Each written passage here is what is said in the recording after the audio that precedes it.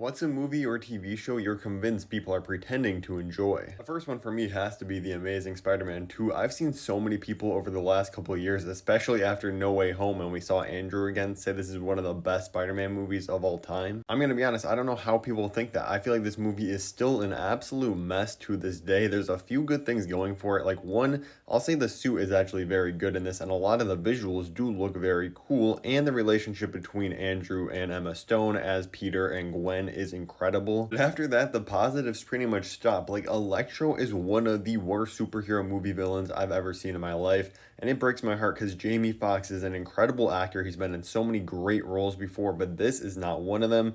I understand the character's supposed to be just cringy and kind of this like loser guy, but it is not a good concept for a villain. He literally gets mad that Spider-Man doesn't come to his birthday party. That's like his motivation in this movie. And you literally get him playing the Itsy Bitsy Spider song in this fight with Spider-Man. Like, again, it looks cool visually, but that's pretty much the only thing this movie has going for it. And you get the absolutely abhorrent Little Goblin Jr. in this movie of Harry Osborn. I cannot stand this version of the character. Again, Dane DeHaan is a great actor who has done some amazing performances before. This is not one of them. These are really just two of the most cringe-inducing villains we've ever seen in a superhero movie, and besides these two, they were focused on setting up so many other things that nothing in this movie works. It's about like a 4 to 5 out of 10 just because of the stuff with Gwen and her death being super effective, but other than that, this movie is pretty tragic. The Star Wars prequels are another set of movies that really have had some revisionist history of everybody used to hating them and now saying, oh my god, they were actually misunderstood masterpieces, and I actually do enjoy The Phantom Menace, and obviously Revenge of the Sith is great, but the people that defend Attack of the Clones, I'll never understand. I don't mind George Lucas's style of more like wooden dialogue as much as a lot of other people do, but in this movie, it's pretty bad in my opinion, and he really just shows that he did not know how to direct these actors because every single line delivery and performance in this movie just falls so unbelievably flat. And funny enough, this movie actually has the direct opposite problem as The Amazing Spider-Man 2 because I think there are incredible villains and antagonists in this, especially Count Dooku, but the movie doesn't know how to use them and super underutilizes this amazing character. And don't even get me started on the Yoda fight scenes because he looks like something from a PS1 video game cutscene. The way people talk about Friends is absolutely insane. This is like talked about as one of the greatest TV shows of all time, and I gotta admit, this is kind of not fair for me to put on the list because I've never actually watched this show, but I have seen like hundreds of clips of this thing, and every time I stumble upon one, I watch it because I'm like, I want to be won over. I want to be a part of all these people that love this show, and I literally never even crack a smile or laugh in the slightest watching it. I don't get what people find in this show. You can let me know. Maybe I'm missing out and I gotta check out the full series, but I just don't see it. I swear anybody that says The Notebook is their favorite movie or romance film of all time has to be lying just because they feel like it's the right answer. I do not understand the hype around this movie whatsoever. I think it's one of the most overrated ever created. Like, this thing seriously has more 5-star reviews on Letterboxd than any other rating, and as you can see down below, I'm one of the few soldiers that is standing alone giving this thing a 2 stars. I think this thing is unbelievably corny and cringy, and also follow me on Letterboxd Evets Movies for more of these flaming hot but correct takes. I'm sorry, I feel like both Noah and Allie by the end of this movie, I was actively rooting against them getting back together. I would have rather this had a La La Land ending. I feel like they were both in better places with better people. Like, Allie was off happy all by herself. And then just, no, the most cliched romance ending, she just comes running back to Noah. It's so unbelievably dumb in my opinion. Maybe I'm wrong again. You can let me know and flame me in the comments though. I could basically put Zack Snyder's entire filmography outside of his Justice League movie. I think that's very good, but everything else, I feel like people are just convincing themselves they have to like, especially Batman versus Superman. I've seen, again, so many people lately saying this is a great film. I'm sorry, this thing is unbelievably dull and boring. It's 2.5 hours I'm never gonna get back. The conflict that we create between Batman and Superman is dumb, and what's even worse than that is the resolution of the Martha name revelation. Jesse Eisenberg is an actor, again, I think is pretty decent, but him as Lex Luthor, he is actively ruining every scene he's in this film. I cannot stand this character in the movie. Just like so much of Zack Snyder's filmography, this thing is trying so hard to be just cool and edgy in every way possible, but it ends up feeling like a 13-year-old wrote this movie, and it fundamentally misunderstands its main characters of Superman, but most importantly, Batman. This is like the least Batman I've ever seen in a movie. I'm just gonna say Batman again. I'm convinced like 90% of the people that love the Hobbit trilogy are only telling themselves that they do because they love the Lord of the Rings so much, so they think they also have to like these movies even though they're super mid in comparison. It just took a relatively short masterpiece of a children's book and tried to span it out through 3 3 movies to make it as big and epic as the Lord of the Rings movies, and in doing that, it completely fails. We're barely even focusing on Bilbo Baggins at a certain point in these. Like, I think the first hour and a half of The Hobbit, the first one, the Unexpected Journey movie, is an absolute masterpiece, but then the second hour and a half and every other movie after it is just way too drawn out. They're doing way too much stuff that was never even in the books besides just being mentioned. So many characters that I just don't care about. It just could not match the Lord of the Rings, which it never was going to do, so I don't know why it tried so hard to do it. I'm not going to harp on it because you know how much I despise this movie, The Eternals. Every time I have my MCU list, I have this as the absolute worst MCU movie of all time, and everybody comes in and telling me, oh my god, that's so original. It's like a top 10 MCU movie. Like a week ago when they confirmed that they weren't going to be making an Eternals 2, and we really probably are not going to see these characters again for a very long time, this tweet was going viral saying, we could have had all, you guys don't see the vision, showing this 1-2-minute action scene from the movie. Yeah, this is the reason you only see this scene. It's like the only decent thing in the entire movie. That's where everybody says they like this movie just because it's so different from the rest of the MCU, and it's like the cool thing to hate on the MCU now. So they're like, oh, this was the masterpiece. You guys just didn't understand, and I feel like you're just wrong. I'm sorry. At the end of the day, it's okay to like any movie. If I attack one of your favorites, you can defend it in the comments below, or let me know something you're convinced people are pretending to enjoy.